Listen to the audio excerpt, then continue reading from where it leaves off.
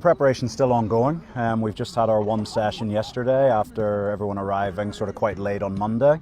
But it was a good first session. We hope to have another good one today. We know Gabon are a tough opponent. Us and Gabon have an interesting history between each other. You know, we can't say we're the best of friends. There's been some very competitive games over the years and one or two things off the field.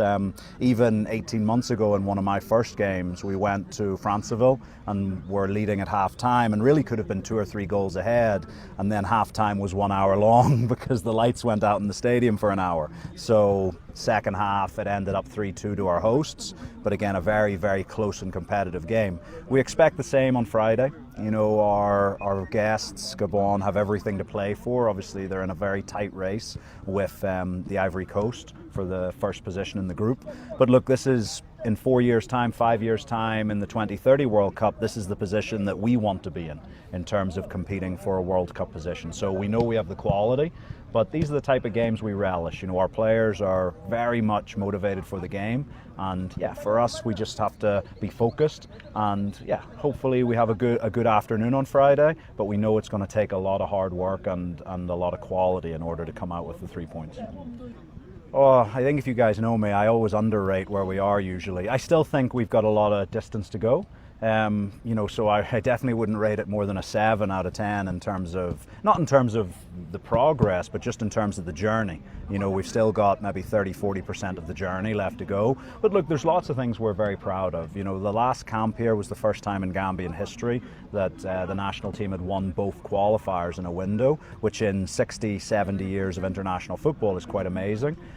We go, if we can beat Gabon on Friday, it'll be our longest winning run in history. And also, as we talk here today, we're the 4th highest goal scoring team in Africa in the World Cup qualifiers. Now, when I took over, one of the mandates was, look, the Gambian team is a very defensive, counter-attack orientated team, low scoring team. So in 18 months to suddenly find ourselves as the 4th highest goal scoring team in Africa is quite a distance. There's still things to work on. We've got 1 or 2 little defensive things to work on, but yeah, we're happy with where we are, but you know, we're greedy. We always want more, we always want higher standards. So yeah, and this is what Friday's game presents us with, that opportunity to take another step. We had a few that had to drop out last minute. Omar Colley, the captain, pulled his hamstring in his club game at the end of the week there, and 1 or 2 others that were in the last squad had to drop out. Adama Bojang, who you saw start against Burundi, has had to drop out, and we had one other dropping, Bamba Sanyang, who started against Burundi as well. So, but outside of that, everyone's in good condition. And look, I mentioned before, there's good depth in this group, and so yes, we'll miss those guys who've had to drop out through injury, but equally we've promoted some really talented players into the group, so we're not overly concerned about that. Our game plan's largely to make sure Gabon have to contain us, would be the largest thing. I think you see a lot of the talent we have in our team, and any team on the continent would be concerned about coming up against some of our players, but just because you have the talent and the quality doesn't automatically earn you the 3 points. You've got to put that together in a focused and determined way, but with a lot of passion and a lot of work. So yeah, like for us, we want to make sure Gabon have as many problems to deal with from us as we have to deal with from them.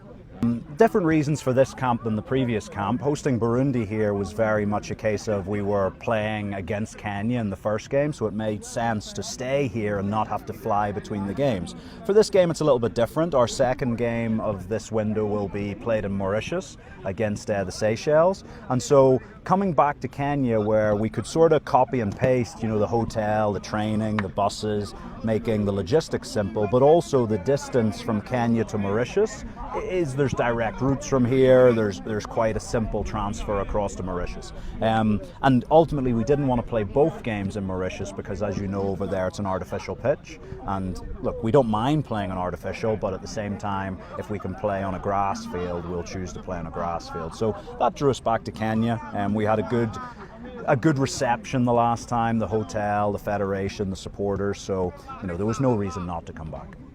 We'll think about Seychelles on Friday evening.